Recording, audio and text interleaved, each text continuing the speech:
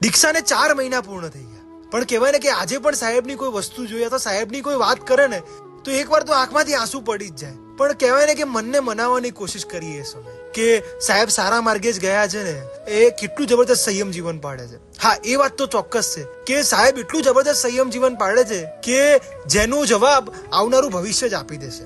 પણ મને એક વસ્તુની ખબર ના પડે કે ધીમા પગલે ચાલીને પણ સાહેબ કેટલા બધા ફટાફટ ચાલી ગયા. દીક્ષાનું મુહૂર્ત નીકળ્યું, ક્યાં દીક્ષા થઈ ગઈ, આજે દીક્ષાના 4 મહિના પણ પૂર્ણ થઈ ગયા. ધીમા પગલે ચાલીને પણ કેટલા ફટાફટ ચાલી ગયા સાહેબ કે એ ખબર જ ના પડે.